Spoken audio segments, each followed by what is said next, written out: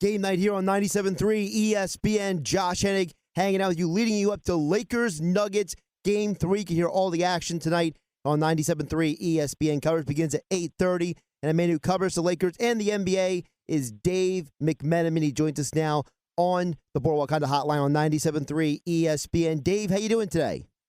I'm doing well, Josh. How are you?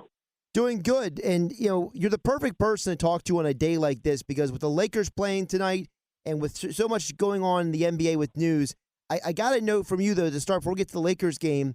What is your perspective on this talk about how the NBA season might start now in January? It seems like Adam Silver is kind of preparing the world for that possibility. Yeah, January or even later, Josh. I mean, certainly I don't think Adam wants to move the goalposts too far down the road. It's the hope of having things occur sooner rather than later, but to me, the important thing about that interview here with Bob Costas from CNN was he mentioned that the league and the league owners are looking into the possibility of rapid testing. And, basically, they could probably restart in December, right, if they wanted to go back to a bubble. But they recognize not only the cost of putting together a bubble or multiple bubbles, but also on top of that, the strife of being away from your family if you're down here, and then you also have the idea that you don't get to recoup any revenue from having fans there. Well, if there are rapid testing technologies available in early 2021, then you could be talking about having games played with fans in the seats, and obviously that'll generate revenue that they would otherwise lose. Is there any encouragement you believe seeing how certain other sports are able to have some fans, limited capacity, maybe kind of paving the way? Because we know the NBA, they keep their eye on everything. Yeah, I mean, I think it shows that it can be done. I don't think we are far enough along and have seen what's happened after. What's going to happen after 21,000 fans or however many it was go to that game between the Falcons and Cowboys. We don't know if there's going to be an outbreak. We're only a couple days removed from it. So it could potentially be encouraging, of course, but I think we have to see how it goes for these other sports. Let's get to the games. And again, you can hear all the action here on 97.3 ESPN. Coverage begins at 8:30 tonight. Lakers Nuggets Game 3. And it feels like to me, Dave, the biggest thing that stood out to me is that when I'm watching these games, the first thing in my mind is, man, the Lakers have a lot of guys they can throw at Nikola Jokic. I mean, they got Howard, they got McGee, even Davis, and even LeBron can maybe handle Nikola for a couple of plays.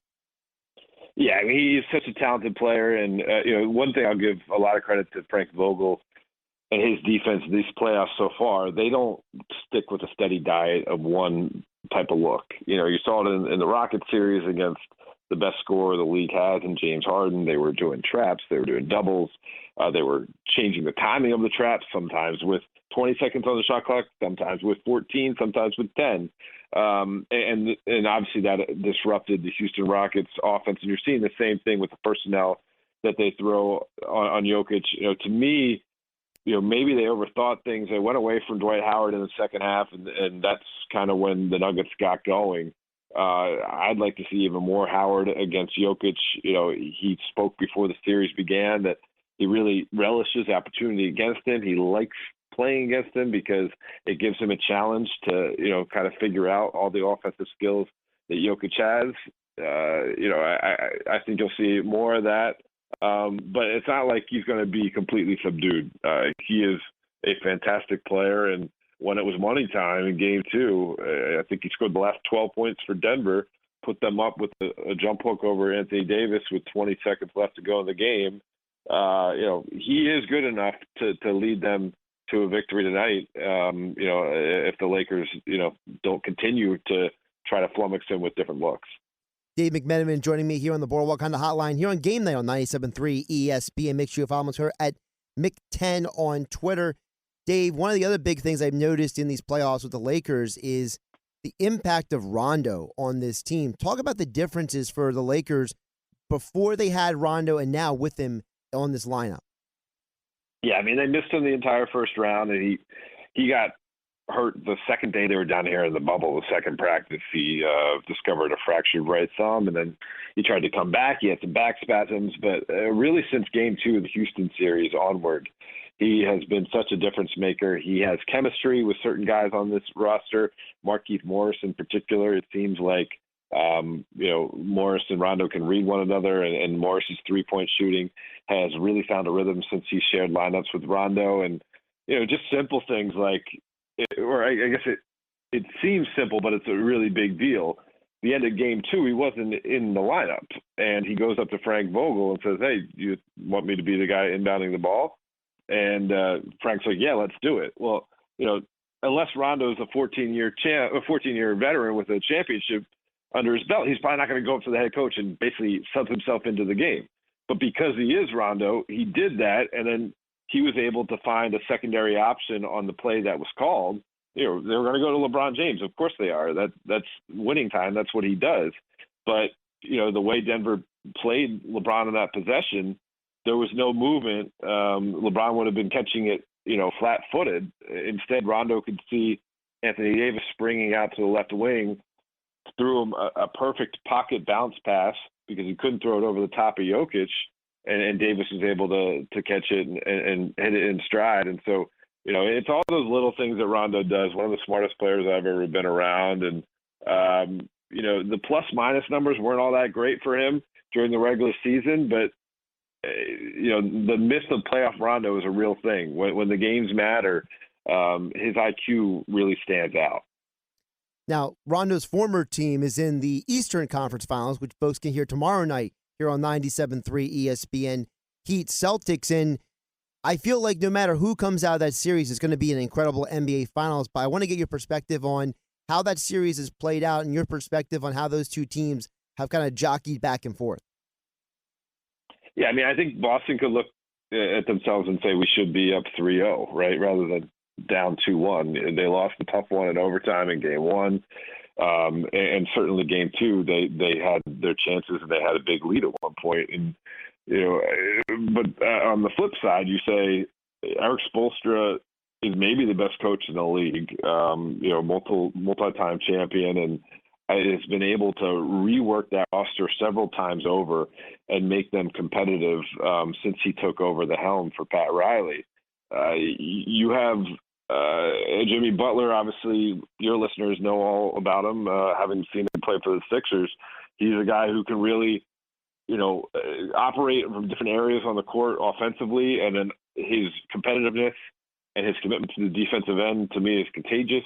Bam Adebayo is a guy who's coming into his own in this league, and then they have shooters around those guys. So both teams, belong in the Eastern Conference Finals. This is not a fluky matchup. And, I picked the Celtics in 7 just because I felt like they just had a few extra bodies there. But, quite frankly, I didn't anticipate that, a guy like Duncan Robinson would play as well as he is so far in the conference finals. I thought they'd be able to neutralize him. They even tried to neutralize him in Game 3.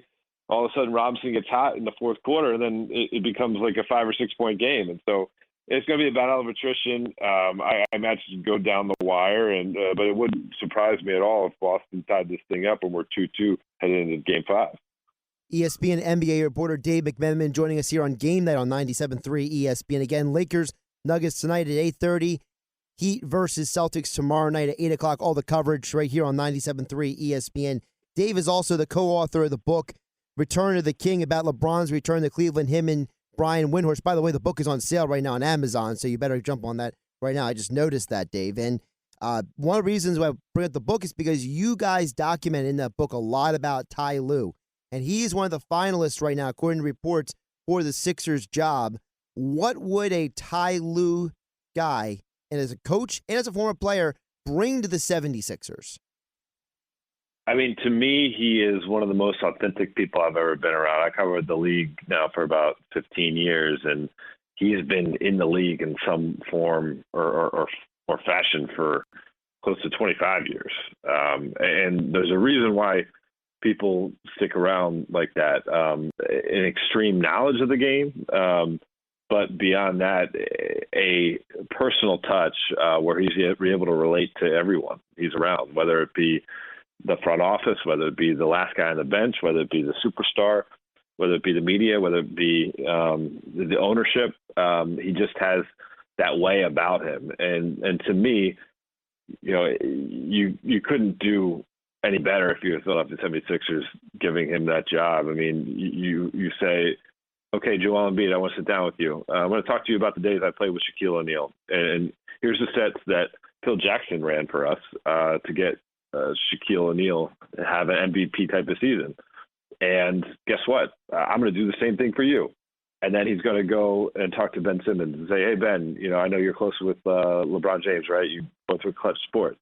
Well, I am the guy who coached LeBron James to a championship in Cleveland. And I see some of the same things that he did in open court that you can do in open court.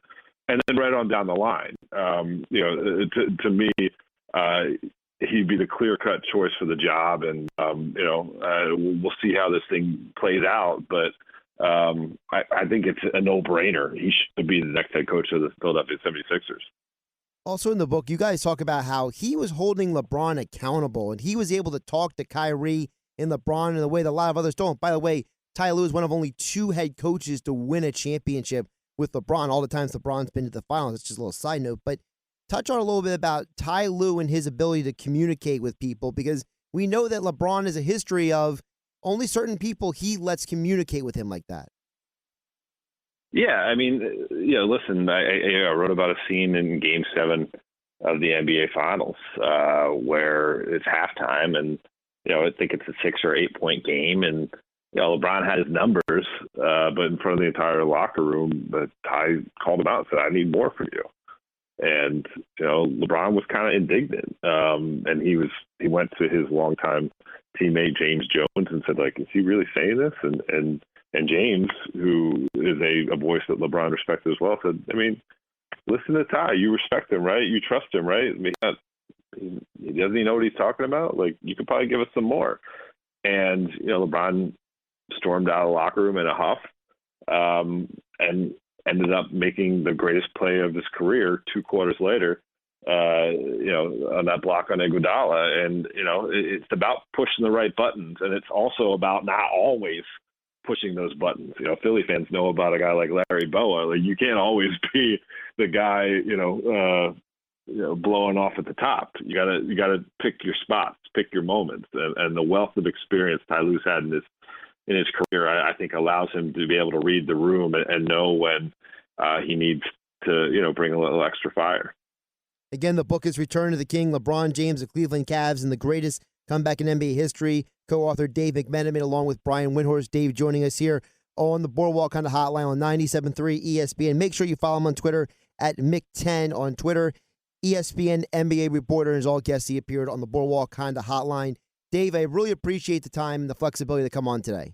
Yeah, thanks, Josh, and thanks for mentioning the book.